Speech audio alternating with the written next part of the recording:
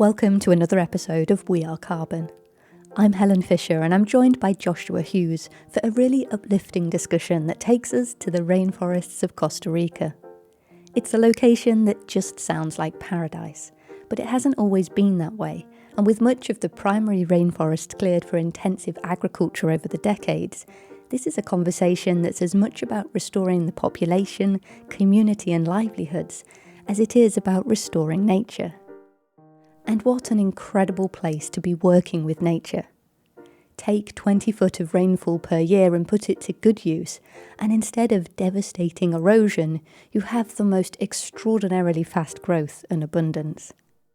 This is a collaborative agroforestry project with several farms that are building community and self-sufficiency alongside the ongoing development of supply chains for a range of value-added products.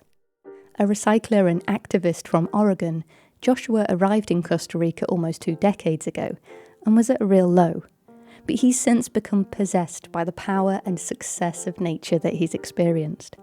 The complication now is not growing the food or the forest, but striving forward to evolve business to models that can be supportive of the people and planet.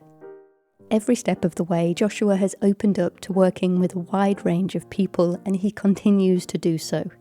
His email address is in the description and he welcomes you to get in touch, especially if you're regenerating in the tropics. You can also support this work in Costa Rica through their retail brand, Rewild Organics. Take a look through the link in the description. New episodes of this podcast are added every other Tuesday, and you can find them on YouTube and your favourite podcasting platforms.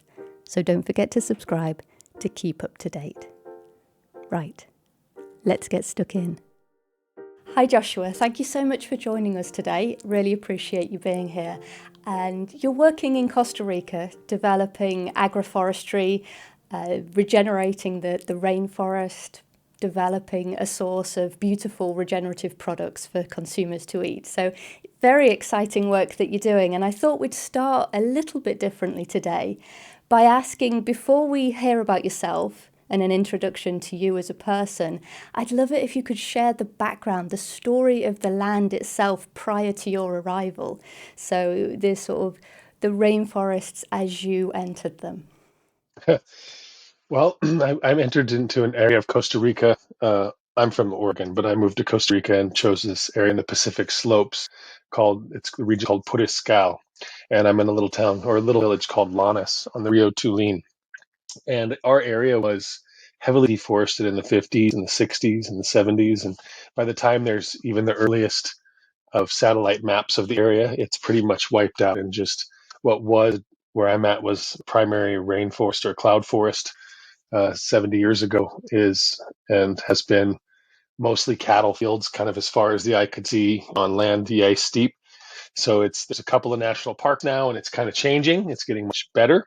But as you go back on Google Earth, it's been a pretty sad story since the 60s of eliminating, or of what people may call making it useful, actually, to expand and get people out of the cities years ago. They did programs where they gave land away that was virgin forest, and if they made it useful, they could have it. So it was pretty much all cut and used as agricultural land for a couple different things. In the beginning, it was probably mostly food, but it turned into tobacco and then cattle once the land had eroded bad enough and enough people had kind of left the region because it wasn't thriving anymore. By the time I got there, the population was pretty sparse. A lot of the young people had left, and it was just mostly cattle on these steep hills. So there's 2 national parks within a couple of kilometers of us, and we've been working with our neighbors and the ministries of agriculture and the co-ops and national parks to connect those. And the story's getting better all the time. And now there's trees kind of as far as you can see out our front door, where it really was just cattle as far as you can see even 17, 18 years ago. So 20 feet of rain a year can be put to good use, or it can erode everything and make it a mess. So the more trees we got in the ground, the more it's responded very well. And there's a lot of birds now, a lot of big cats. So. Yeah, it sounds like such a contrast. When you say this term cloud forest, it sounds heavenly, like paradise, just moist and verdant and waterfalls. And then the thought of that being sort of, okay, get rid of the trees, its cattle, and it's kind of not just that it's got rid of the ecosystem, but it's pushed the people away.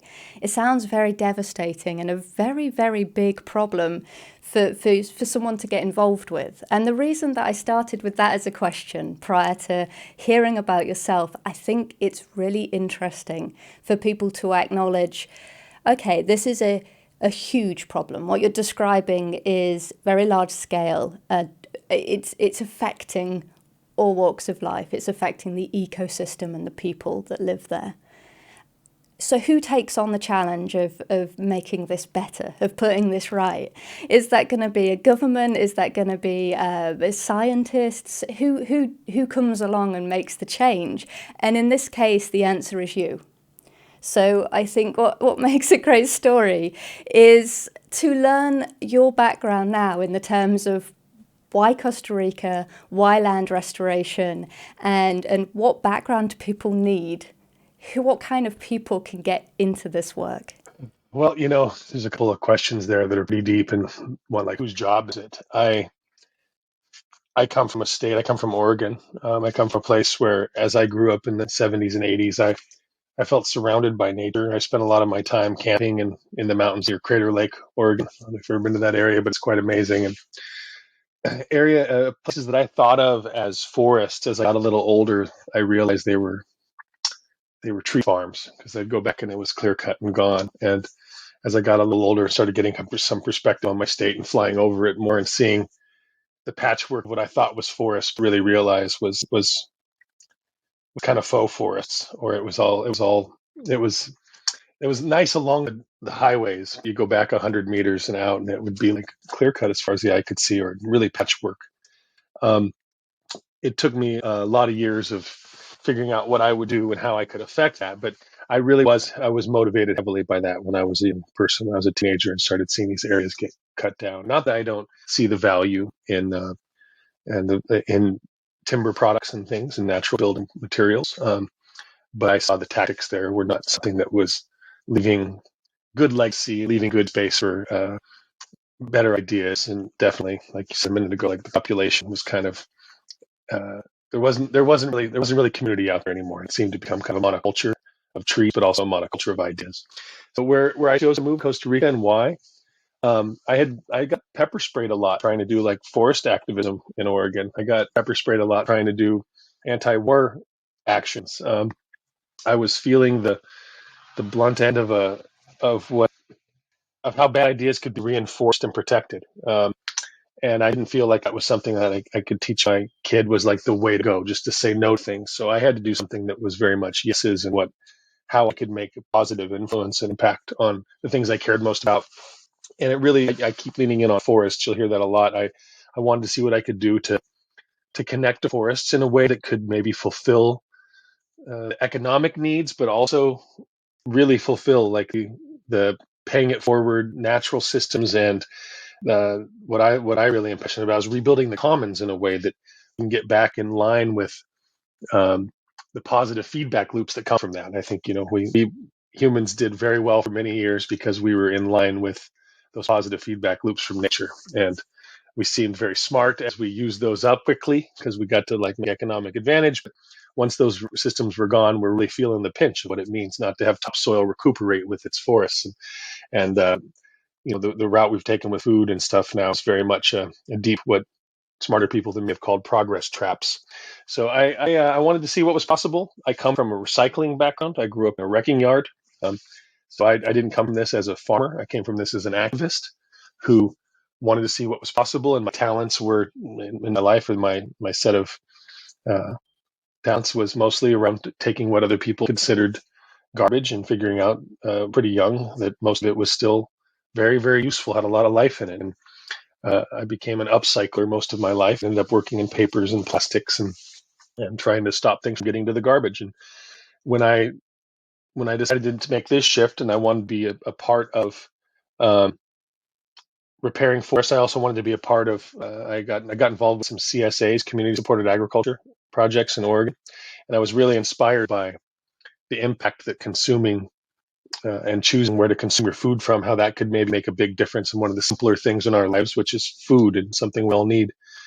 So I I chose Costa Rica. Um, I wanted to be somewhere where there was an eternal spring. I was tired of being cold. I also wanted to be somewhere where a government was putting its money where its mouth is, and Costa Rica made a lot of progressive pledges to do things with climate change and to do things with biodiversity. And going there, I also realized that it wasn't all just the parts you'd see on the brochures, but Costa Rica is deep in duality. It's the country that has some of the best biodiversity per meter in the world, or it's amazing. They protect a lot of the land there, but at the same time, we use the most chemicals per hectare of any country in the world for agriculture. And it's not really us for our local needs there, but it's for the bigger fruit companies and stuff, and can consume from there.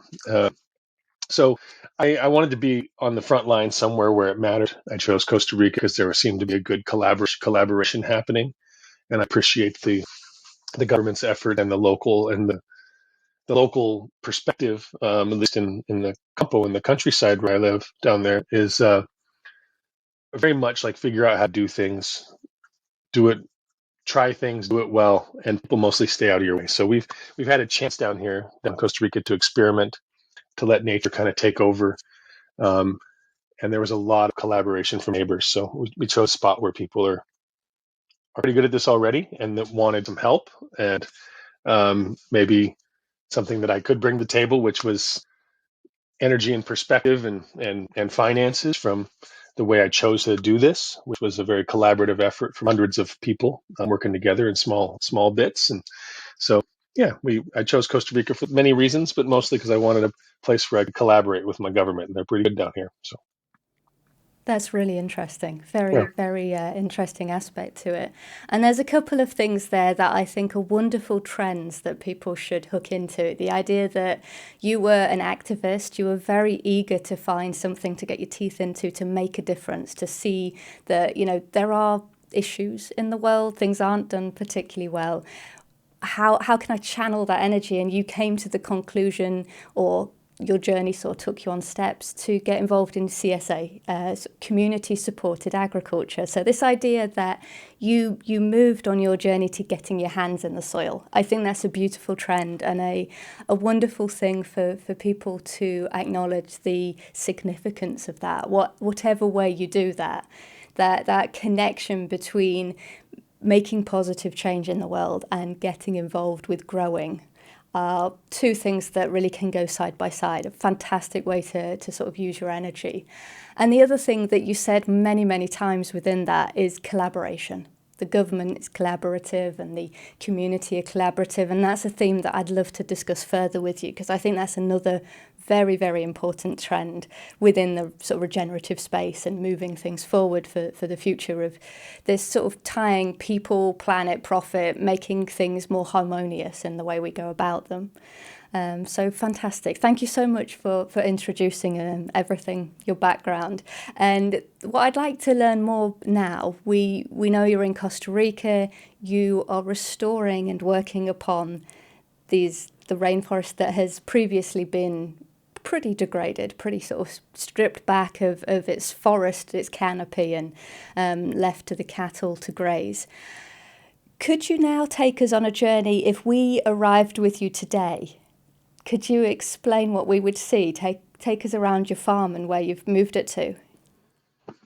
I didn't know what to do at first except start planting trees, and my neighbors knew what to do there. There's a local family where I moved that there was a couple of very passionate young people that had replanted most of our most sensitive areas around us, like the waterways, had spent their lives learning and hoping that what they remembered from their childhood could be there again, that the diversity of birds and the fruits and production of what the forest produced back and forth with that, between the wildlife and the amazing fruits they got to consume. And so I was fortunate enough to found a little area where there were some passionate folks about it, and there's still a few people left. Urbanization really took hold where I was, and most young people would leave the second they'd even get into high school. They'd kind of have to leave to find better education. So, um,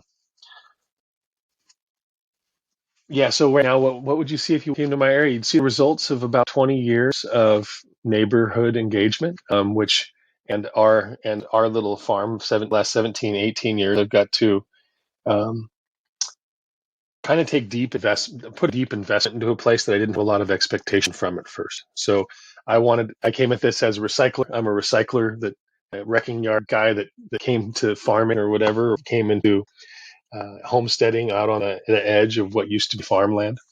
Um, so when I got there, I just started planting trees, and I listened to my neighbors, and we planted the diverse trees that they wanted, that they had success with, that could create both long-term uh, habitat for the wildlife, the forest itself, and creating forest habitat is important where I'm at because it's so different than a rainforest. It's like a savanna now. So they taught me trees to plant, and we went out, and some of those trees are amazingly useful. Now we're building furniture out of things I planted 17 years ago. So what you'd feel now is a young forest that's got a that was really tended to mostly for birds, fruit, and local building and useful materials in any area that wasn't hypersensitive and really steep. And any area that was really sensitive and steep, we kind of let go to nature and just put in some pioneer species that did things like bring in birds and mammals that would help plant real diversity.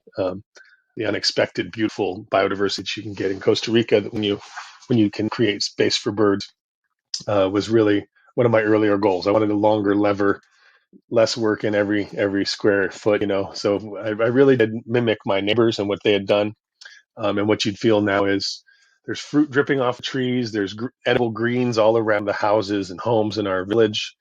Um, there's still patchworks of neighbors who are still doing intensive cattle farming, but that gives you a very good, you know, you get a little time lapse of what we're doing on three different farms right now, and what our neighbors, some of our neighbors, are still doing.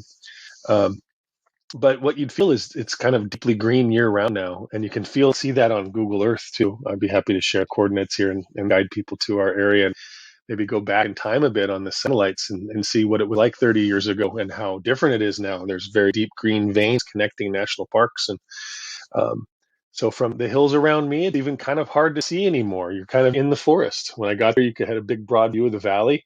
Now you see 30 feet, and there's a wall of trees, and you hear the birds, and you hear the bugs, and the diversity of things like butterflies and diversity of things like hummingbirds um, is kind of amazing. I've been there 17 years and still see birds that I've never seen before every week. So that's the first thing you'd feel. You'd also feel a space that I've been building with my neighbors, kind of as a community center. It's called Verde Energia Pacifica. It's our kind of our main lodge area where we've been bringing friends, experts, neighbors together, and kind of call it our impact center.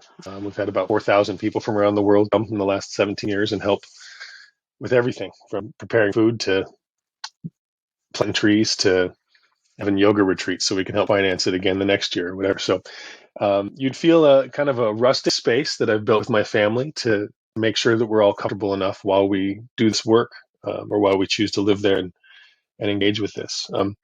We have fairly intensive now agroforestry projects included in all of this, where we're doing high production. I have a farm called the Namorado Cacao Collective, where we put out about 70,000 pounds of turmeric this season.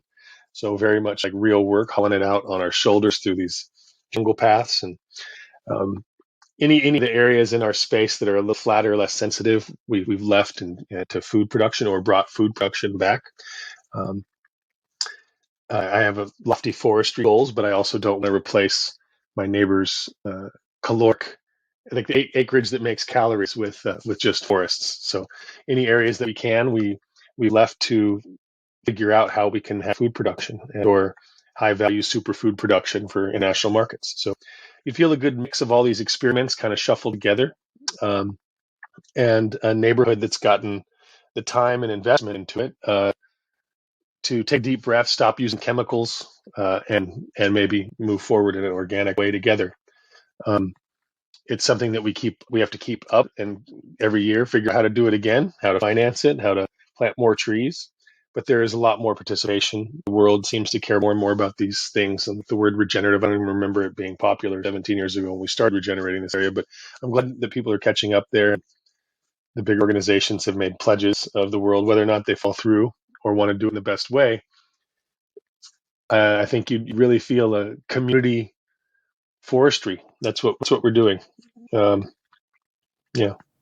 Yeah, it sounds absolutely amazing. The way that you've integrated so many aspects and made it your home and your community.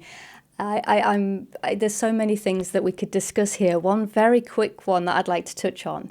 You might have lots to say on this, but let's kind of touch on this quickly. The idea of you kind of restoring a rainforest prior to the trees being there. I assume if the forest is gone, that impacts the rain aspect of Oh that. yeah. So have you noticed the difference, and does that come back fairly quickly? Those water cycles.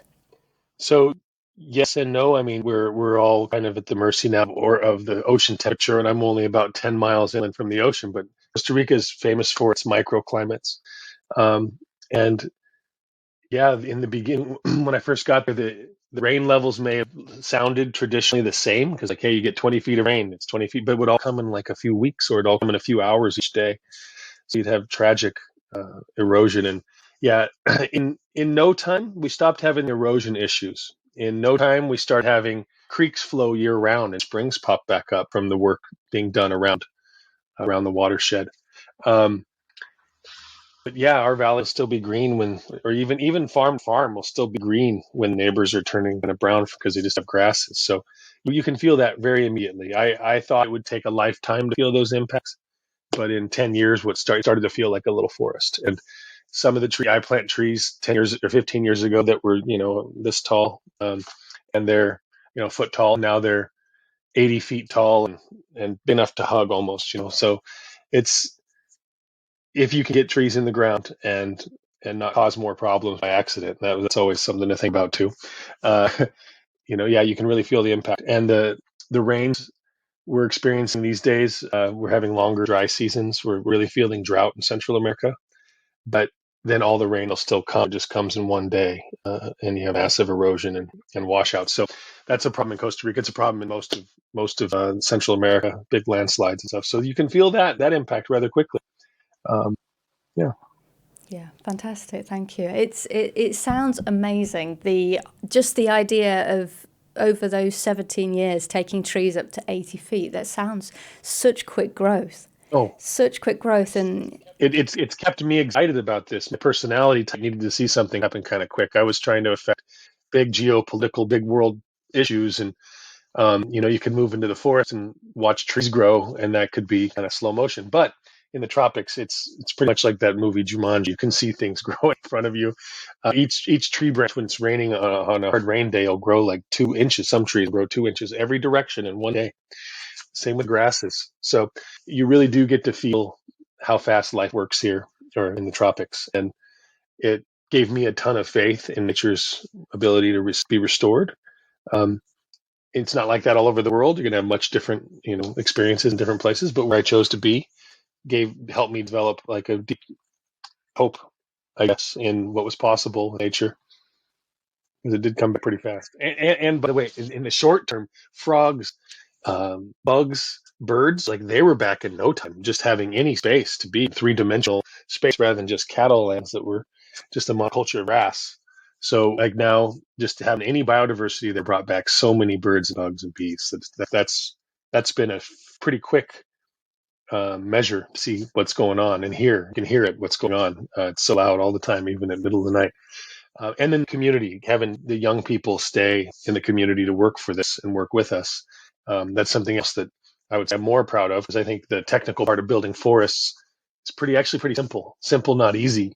Um, Having solid community that won't repeat the same mistakes because they're left out when we just maybe have abstractions like carbon as our monitor, as our only gauge of success maybe, or something, or just tree counts. Um, or even animal counts. Like I'm counting humans in this, and that's something I can feel most maybe in Lannis, is that there's young people there. They're moving back. They're building homes there, while communities just 15 minutes away aren't having that same experience. So that's very noticeable. And the not bottom up, but the normal people out approach to forestry is including people and their families in a different way, rather than just counting on big governments or big universities to buy land up and create what my partner Amanda has recently read called Fortress Conservationists, and we're not trying to build fortresses where people can't be engaged.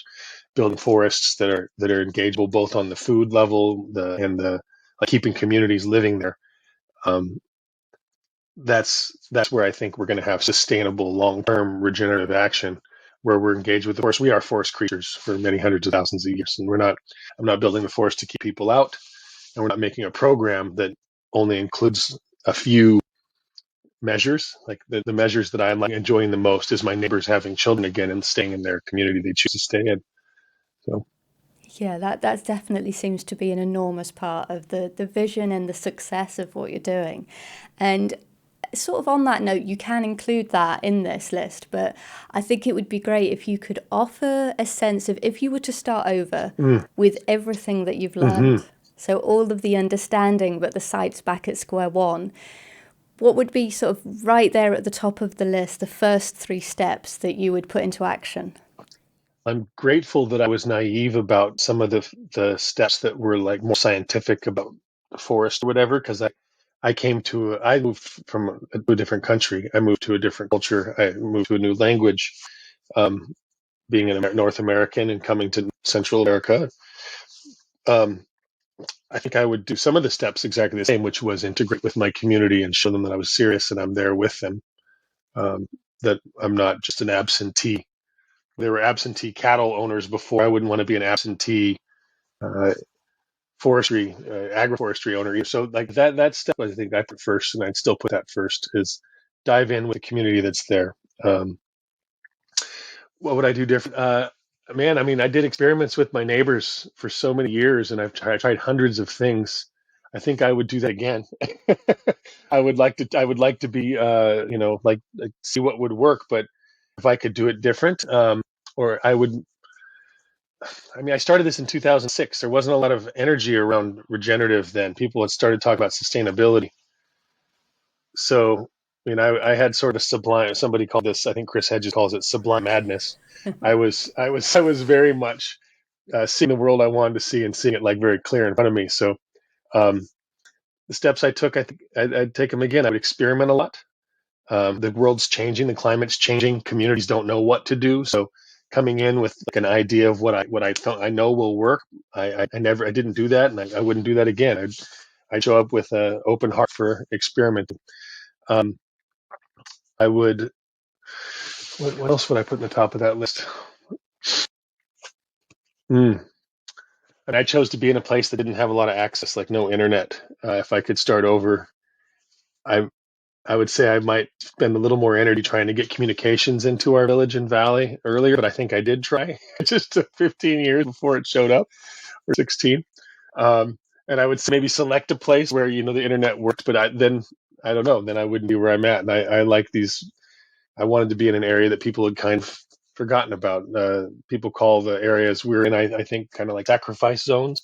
So I chose to be in an area that people had like sacrificed to the industry and kind of walked away from. It made it harder. It's harder to get transport out there. It's harder to have telephone calls. But I think I'd repeat that too. So as I say it, I wanted to be on the edge and out like in the space that other people didn't want to be. I didn't want to be around tourism in a traditional way. Um, I guess in the beginning, I would have if I understood what I know now.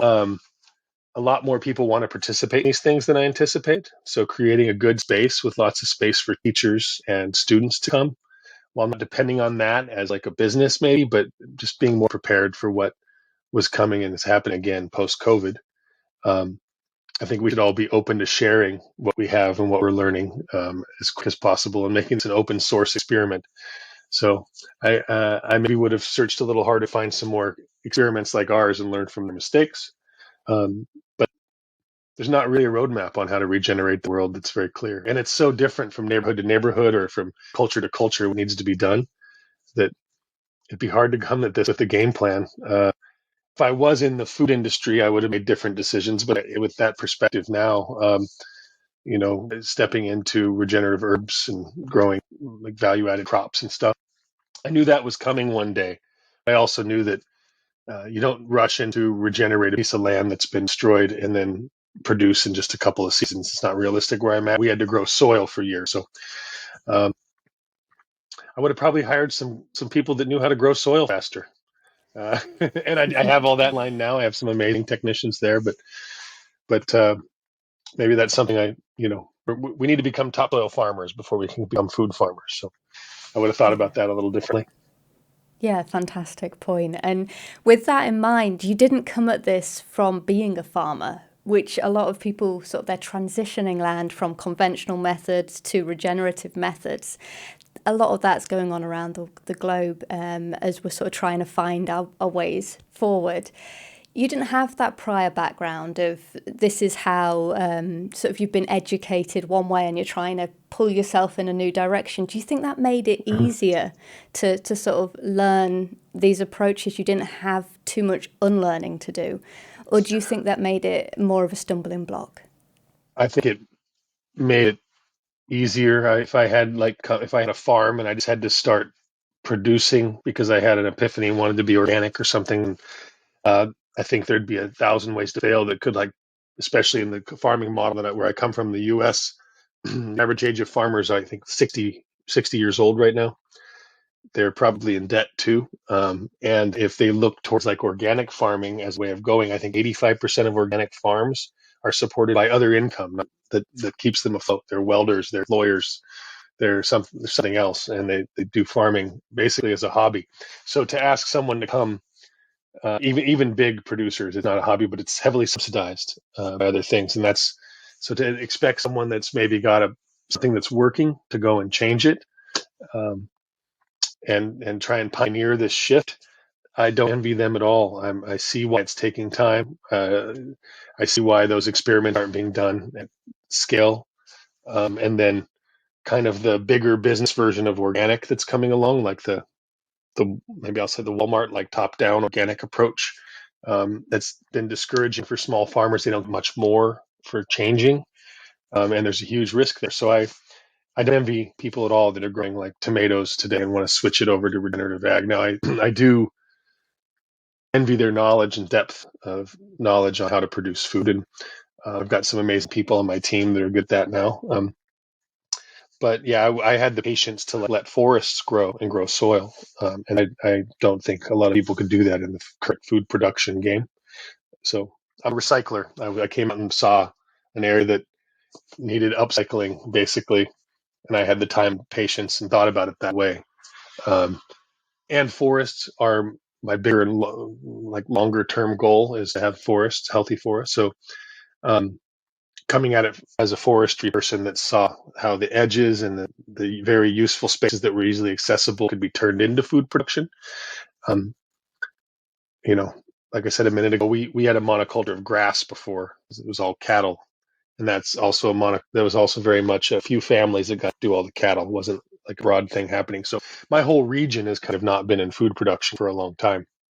So forestry was a little lower hanging fruit. There's a lot of very sensitive areas around me. And as we did that, we got to see and experience the feedback loops and that came out of that. And I got to shift my ideas about food production too. So I wish I would have known more, but I also am feeling good about there's a lot of people not in food. It sounds like we're an aging farming population in this world. So we need more people to come at food production that have no idea or aren't from that historically in their families. So I hope maybe to inspire some people that are sitting in an office somewhere wishing they could do this to like take these steps, like I did, and there are people that can help make sure that you don't make big missteps.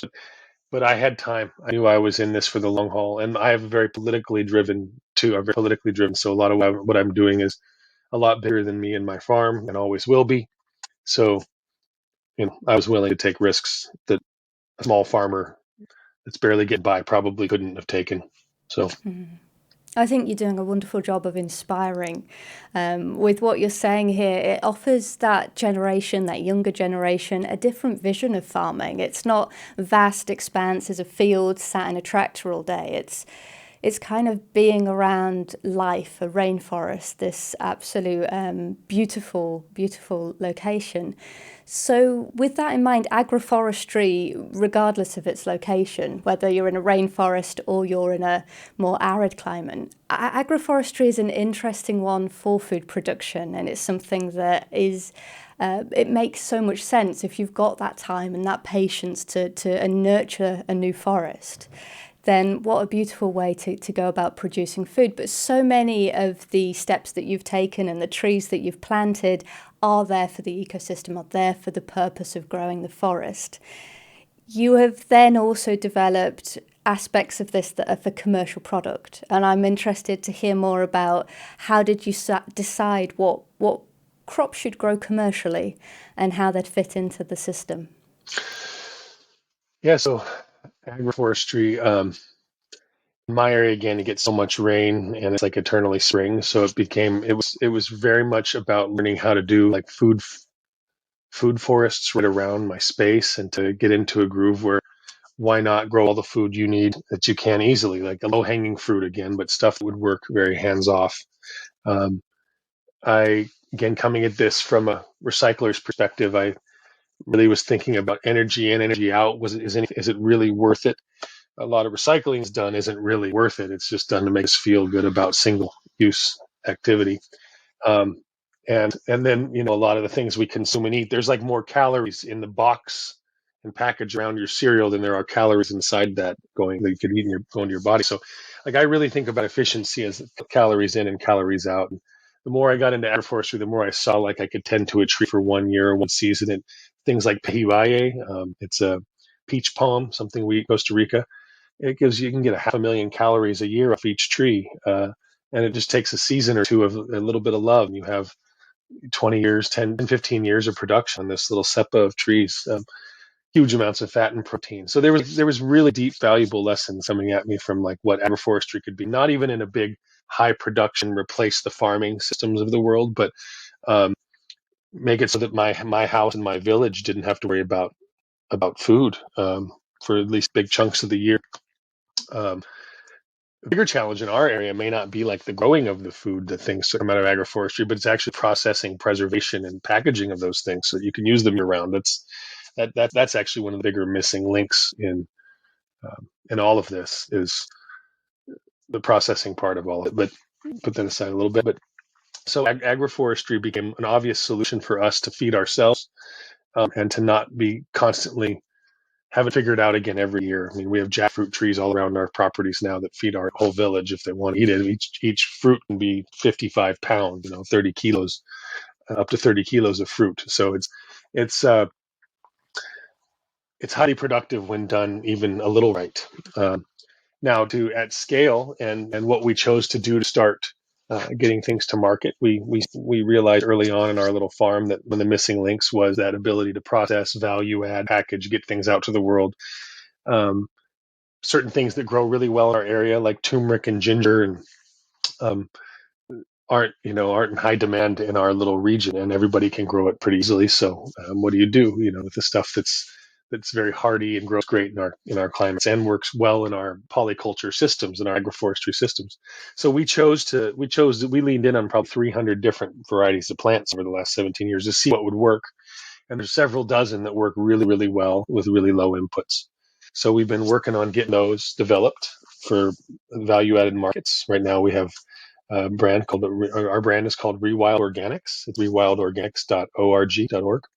And we have products that mostly come from turmeric right now. Mixes turmeric, ginger, cacao, and other things that grow really well in our region. So um, one of our farms in Amaro Cacao is kind of becoming a gold milk farm, actually. So as we've found the value added goods that the market loves from us, we're leaning in and growing more and more of those ingredients at our site. So we've chosen the things we grow because there was demand in our circles from small producers, from chocolate manufacturers, from vitamin makers, and people do extracts, and that led us to things like turmeric, ginger, cacao, black pepper, vanilla, jackfruit, cinnamon. And we grow 100 different things at the farm for our own consumption, but we're figuring out how and what things are best to commercialize.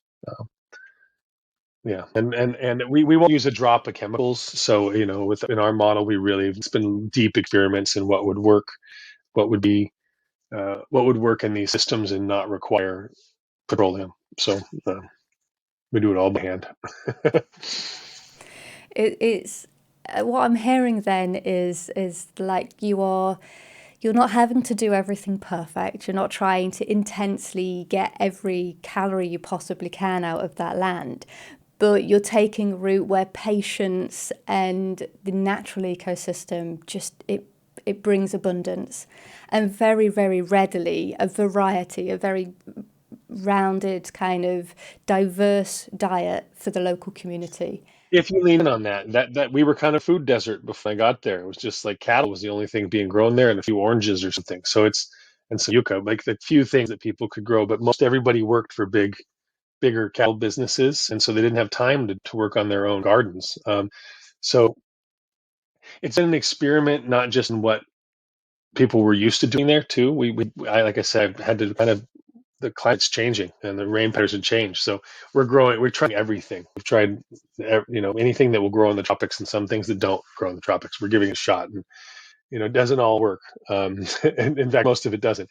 But now we've really figured out good tactic for growing soil, and now it's getting a little out of hand at times how much production comes out of healthy soil and you get this much rain. So now it's really refining that and figuring out what the market wants and what is the best use of our time. I can grow a whole bunch of squash but make no money, but I want to grow enough squash to feed a community, and then a little bit of vanilla placed in the right spot on living vineyards where the vineyards they're growing on are nitrogen fixing, soil repairing plants themselves, and we can get a couple $100s a kilo for something like vanilla. So we're now listening. Black Sheep has created a kind of market pathway that we get the call and response. So here's what we have been growing. Here's what we can grow. Here's something we've done.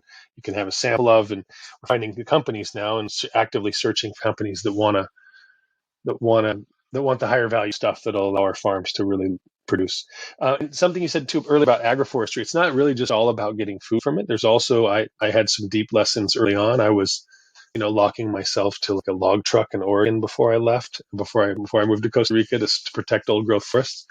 And now I find the species of trees that are going to grow really well in a savanna that they've created out of what was a rainforest, and those trees don't exist like in the rainforest. So for the first 20 years, as we're bringing back an area, certain trees are going to be the lumber I need for building a house, or the lumber I need for making a bed that will last generations, hopefully, because it's not just throwaway furniture.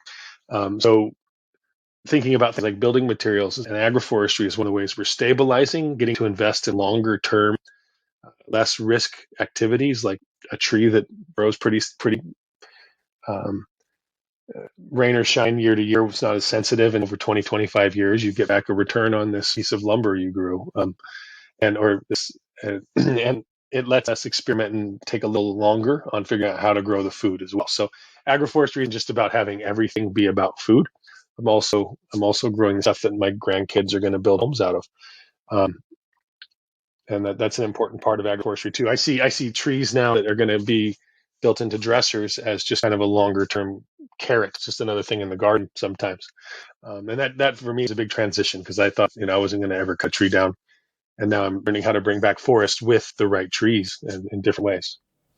Yeah, that is, it's a very interesting change of relationship with the trees when you can see the management of the forest is so inclined towards regeneration. Hmm. Then it offers these extras, and it's basically a dynamic that brings complete resilience and self-sustainability, because you're not just saying, well, we're just going to have this aspect of our needs met by the forest. It's providing for so much.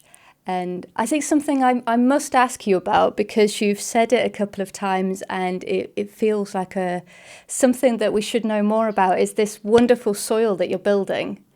And have you got any tips that you've learned along the way of how to build that soil? Well, it would depend where you're at in the world, but where we're at, it's not a place that I want to bring back, like um, grazing animals. So I'm trying to kind of get rid of the grazing animals. And I'm not saying that because like I don't think cows have a place. They do, just not really in the tropics on hills this steep. So we've been really trying to figure out how to bring back topsoil without all the animal input, or at least that kind of grazing animal input. So for us, it's been learning what would work as a green manure, like what kinds of vines we plant to go kind of beat out the grasses that were brought into our area that don't belong there. Um, what kind of species I could plant of trees that would bring us, I mentioned this earlier, bring in birds or squirrels or something that would help us plant more diverse uh, set of weeds that'll come back there that'll help beat out the monoculture that is grass. Um, and start getting any kind of protection from direct rain. Where I'm at, when the rain hits the soil directly, it wasn't that way for millennia.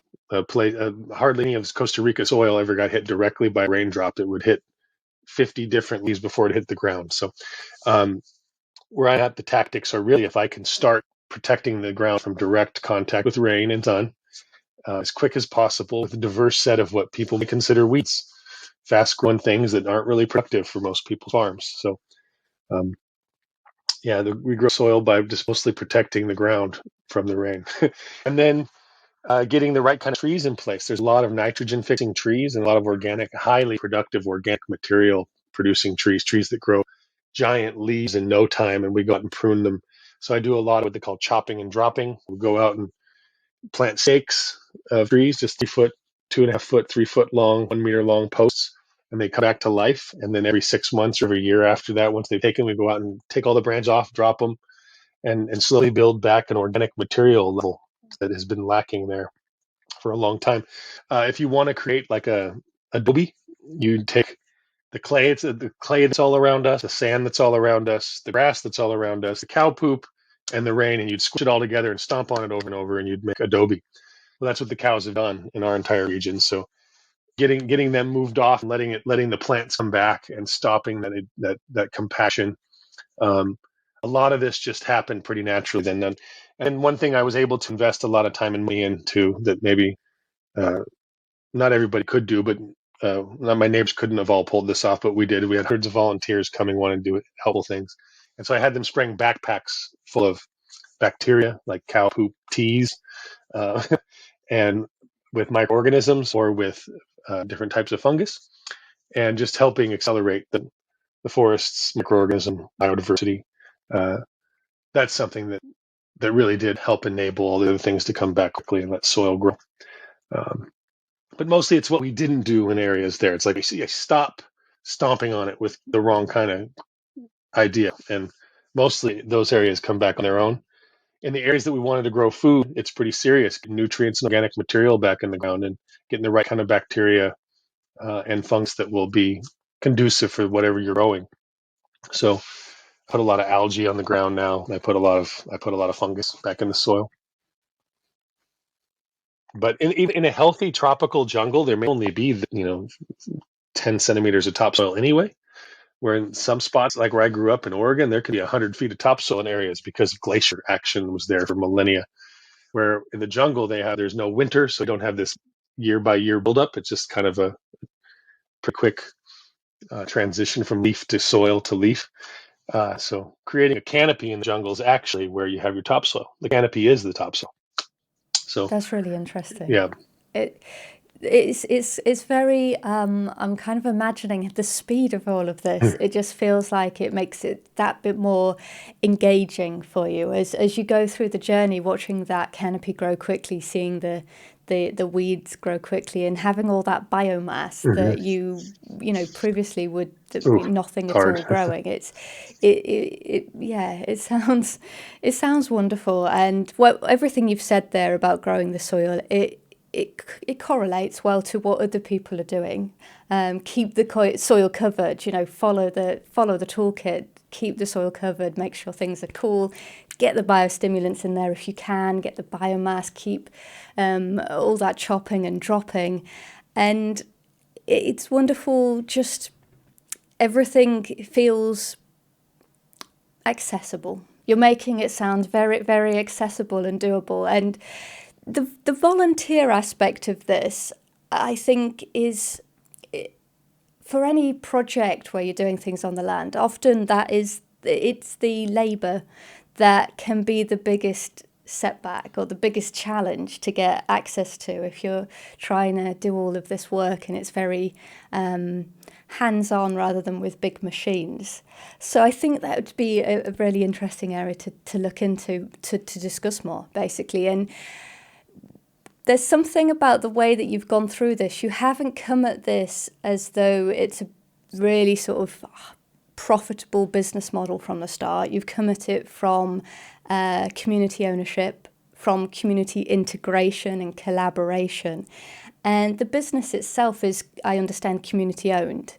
and that's all kind of working into it. Yeah, and it's growing out of that. The foundation of it is what you just spoke of, and we've the business parts are kind of like where we realize we really need to hyper organize the area, and it needs to be financed and funded, and it's not just going to take off as a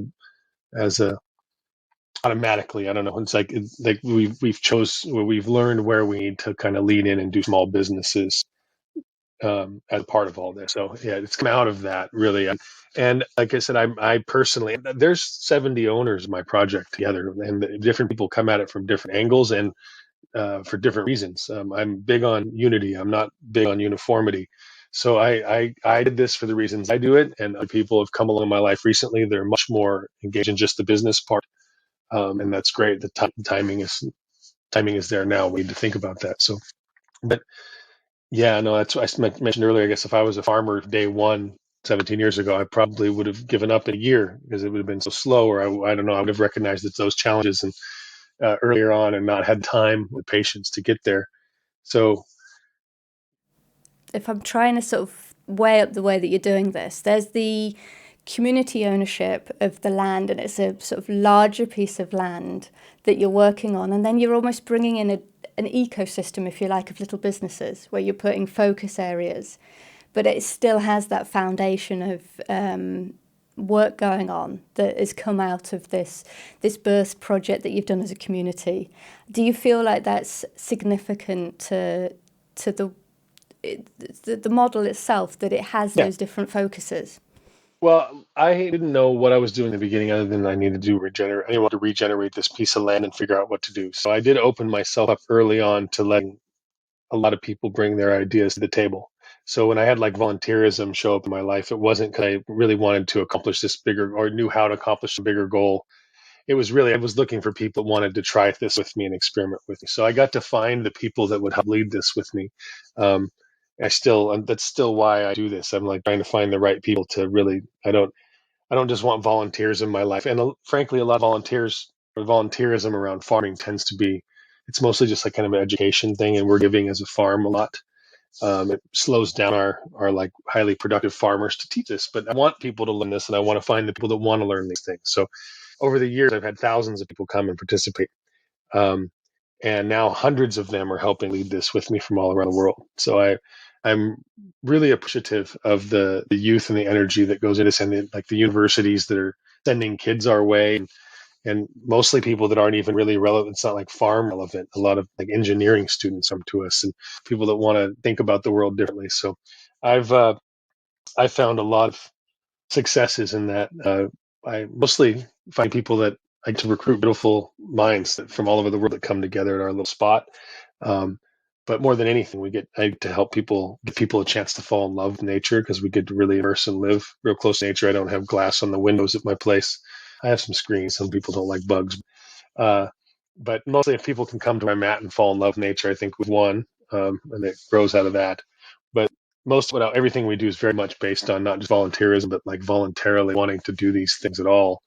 We don't come down here to vacation. My family comes down to Costa Rica and spends months working their butts off, and, and they leave typically very rewarded, and we're feeling like they exchanged energy with the community we're in, not just came and like left with a couple of good Instagram shots or whatever. It's really much more than that. So um, I've gotten a lot out of the volunteerism that is out there in the world, but mostly I get to find people that love this, and we get to hang out.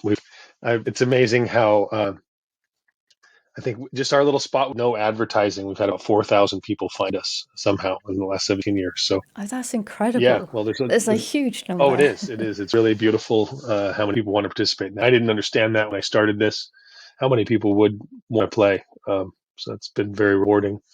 And it's helped me build a team. The initial 10, 15 people that started my farm with me, more than half of them really haven't even been able to participate all that much.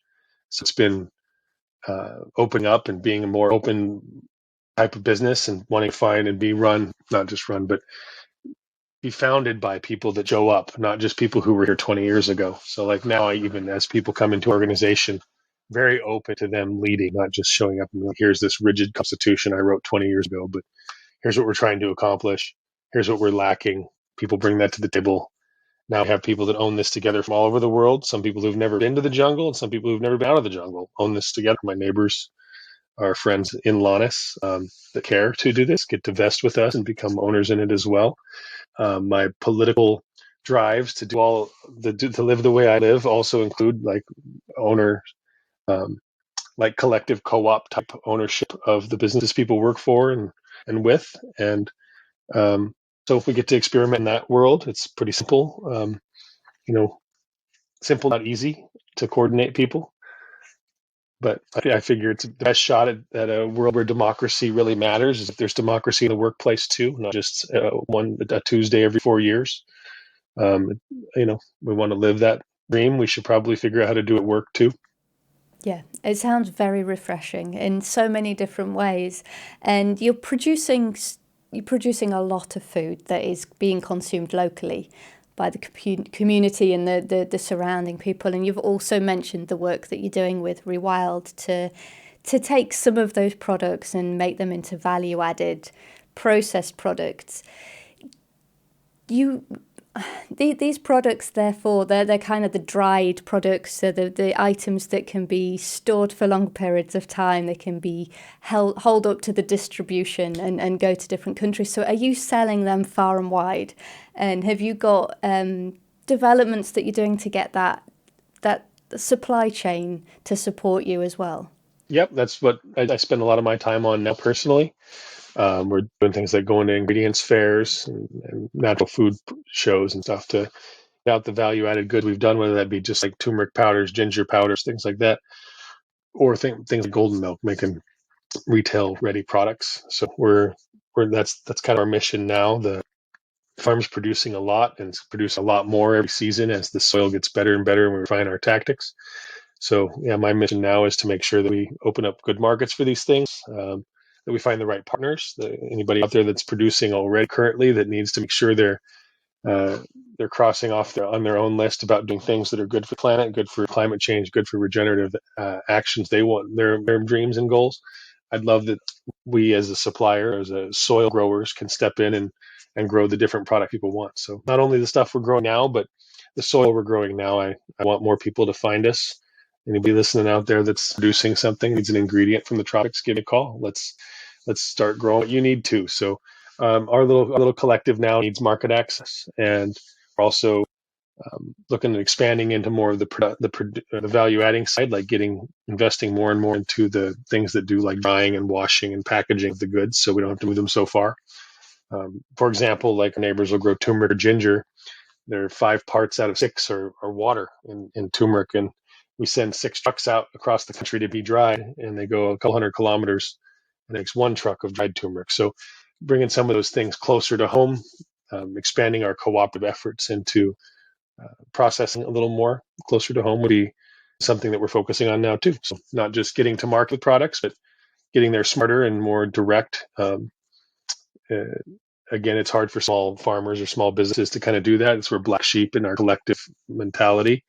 Um, we hope that the facilities that we build for ourselves can be used by hundreds of different farms in our region. So that's the challenge now, finding the best way to value add these products and the best way to stabilize them, keep them shelf stable so that they can get to people around the world. And Rewild Organic is selling in Canada, a little bit in Europe, in the US right now, Mexico. So we're growing. Yeah, fantastic to hear. So you've just got to keep up that development of the markets and the supply chain as quickly as that soil's regenerating and outputting more and more each year. So you've got a challenge on. Yeah, yeah. Well, and the more farmers around us that like what we've been doing and are wanting to join now, and the other farmers there's a lot of organic producers in Costa Rica that have had limited access to markets too, or they've just been selling raw like commodities and they're not doing very well. So there's a lot on the production side that could be done already and that could be geared up quickly. So we're looking for the right partners that want to, like I said, maybe not just buy stuff from us, but like fulfill their own goals with their own sustainable development goals and stuff by latching in with companies like us that are doing this already. Yeah, building some kind of local processing and then having that collaborative and cooperative input from other producers, it just makes so much sense. It sort of ties things together. Well, it's already done in my region too. It's just with coffee or it's just with bananas. It's like very much only one or two commodities. So it's not, we're not reinventing any wheels here. We're just trying to make sure that there's more options. If there's more options and more things, not just one or two commodities from our country, it'd be great. There used to, I think there's thriving co-ops in our part of Costa Rica. There's 4,000 members in the Puriscal. So I'm learning a lot from people that have been doing this for generations in Costa Rica already. Just hoping that it can be more diverse set of crops instead of just coffee. Yeah, so that local cooperative that's so huge, that's based on coffee.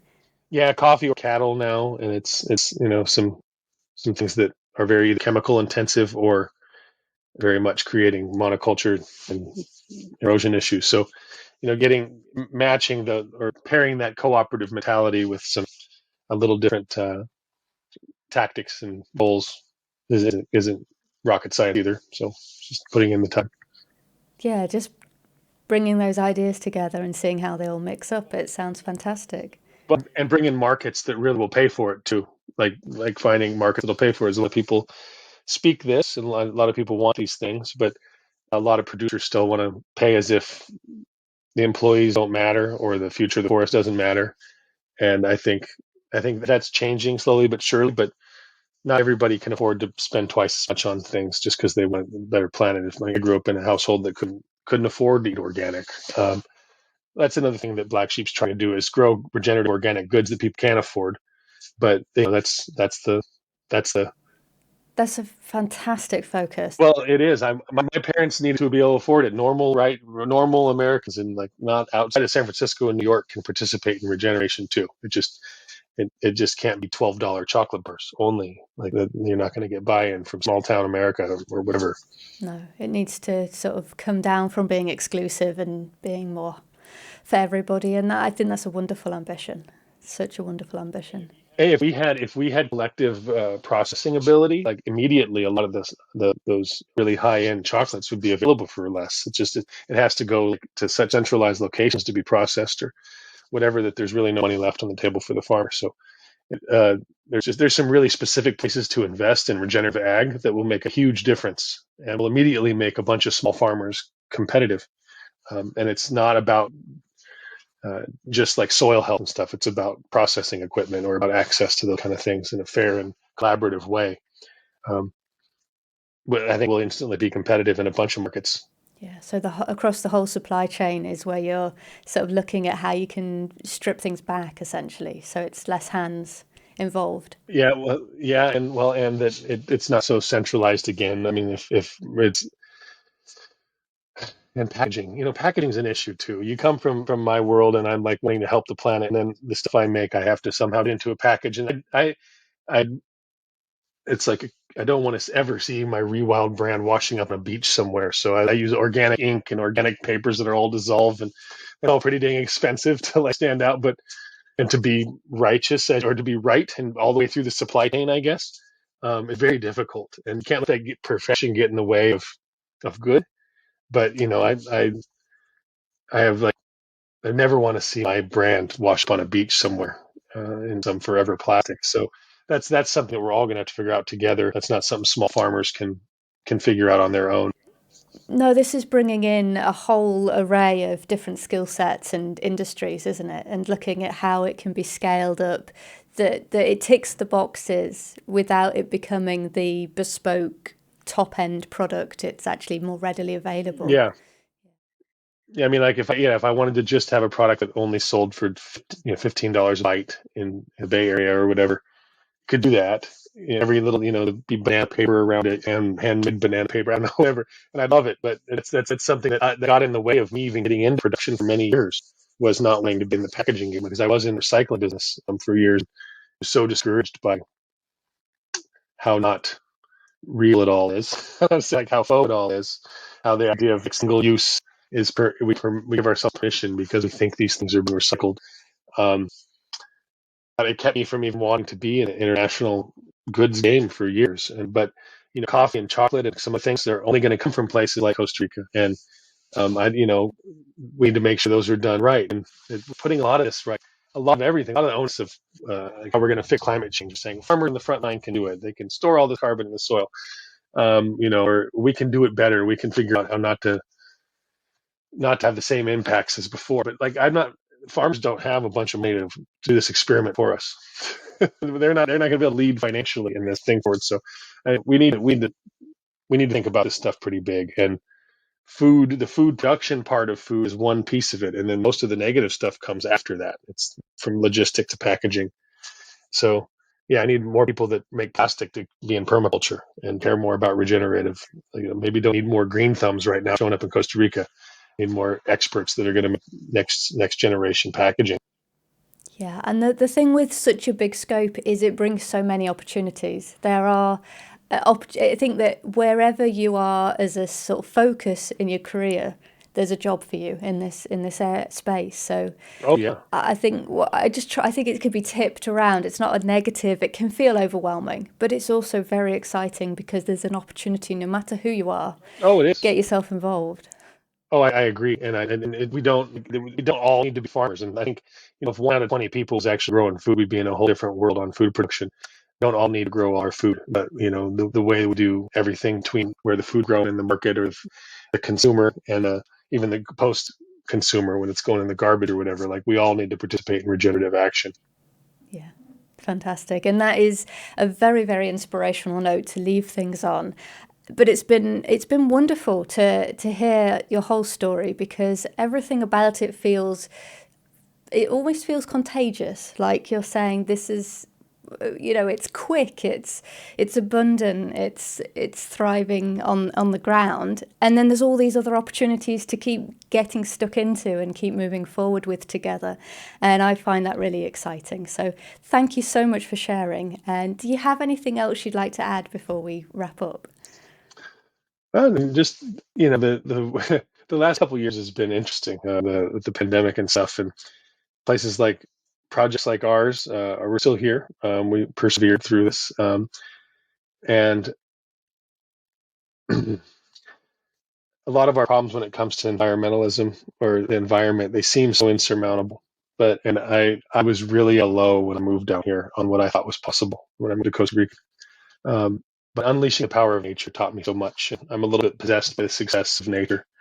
The business approaches and stuff, they're all going to shift and change. The way we think about doing that, it's going to shift in our lifetimes, hopefully a lot. But I believe in nature more than ever. And there's some stuff worth protecting. There's so much stuff worth fixing. And it's fun. We can also have fun doing this. As I've been doing this with my friends and family, we've had plenty of time to dance and enjoy and play music and reflect on why we do this. So, remember why I do it all the time, especially as things get better every day. It reminds me of why. So, and thank you for this chat too. This was fun. No, thank you so much. It's wonderful. Thank you. And thank you for listening to this episode of We Are Carbon. New episodes are added every other Tuesday, so don't forget to subscribe to keep up to date. It's a huge help to the show if you'd like to add a thumbs up or a review on whichever platform you're listening on. And let's keep figuring this all out together.